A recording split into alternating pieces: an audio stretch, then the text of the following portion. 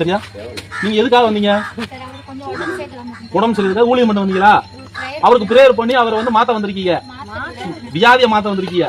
அப்படித்தான் தெளிவா சொல்லுங்க. வியாதியா மதமா தெளிவா சொல்லுங்க. நீங்க என்ன மதத்துக்காரங்க? சொல்லுங்க, நீங்க என்ன மதத்துக்காரங்க?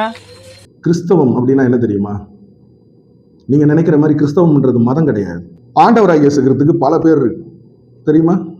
பிதா, குமாரன், பரிசுத்தாவி, யெகோவா, இன்னும் இம்மானுவேல், இன்னும் சொல்லிக்கிட்டே போலாம். ஒருத்தர் வியாதி படுக்கையில இருக்கும்போது என்ன நினைப்பு வரும்? நம்ம தனிமையில என்ன பண்ணிக்கிட்டு இருக்கோம்? நம்ம வியாதி ஏதோ முறுக்கி எடுக்குத, ரத்தம் என்ன ஆக மாட்டேங்குது. நம்ம ரத்தம் நம்ம உடம்புல உள்ள பேர் பார்ட்ஸே நம்ம பேச்சை கேட்க மாட்டேங்குது. அந்த நேரத்துல கடவுளே நீ வரமாட்டியா, கடவுளே என் பக்கத்துல வந்து நிக்க மாட்டியா?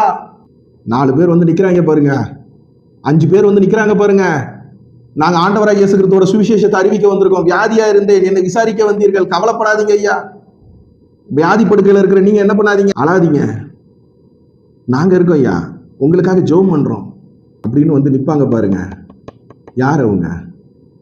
அவங்கதான் மாரியம்மன், அவங்கதான் சொடலமாட சாமி, அவங்கதான் கிருஷ்ணர், அவங்கதான் முருகர்.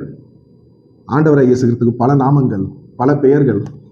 உதாரணத்துக்கு இளைய தளபதி விஜய் நற்பணி மன்றம், தல அஜித் ஆட்டோ சங்கம், எம்ஜிஆர் நற்பணி மன்றம், ஜெயலலிதா அம்மா மறுமலர்ச்சி மன்றம். இந்த மாதிரி கிறிஸ்தவம் அப்படின்றது நம்மளுக்கு நம்மளே நம்ம பேர், அவ்வளோதான், என்ன பேர் வேணா வச்சுக்கலாம். நாளைக்கு கூட கிறிஸ்தவத்துக்கு என்ன பண்ணுவோம்? டாக்டர் புரட்சி தலைவர் எம்ஜிஆர், எம்ஜி ராமச்சந்திரன், மதம்னு வச்சுப்போம், தப்பு இல்லை. ஆனா ஆண்டவராக இயேசு கிறிஸ்து எல்லாருக்கும் பொதுவானவர். ஒருவர் பாரத்தை ஒருவர் சுமந்து கிறிஸ்துவின் நியாயப்பிரமாணமாகிய அன்பை, வியாதி படுக்கையில இருக்கிற என் அருமை, இந்த அமைப்பு வச்சுக்கிட்டு அமைப்புன்ற பேர்ல ஆண்டவராக இயேசு கிறிஸ்துவோட அன்பை விதைக்க வரவங்களை விரட்டி விடுறீங்க பாருங்க.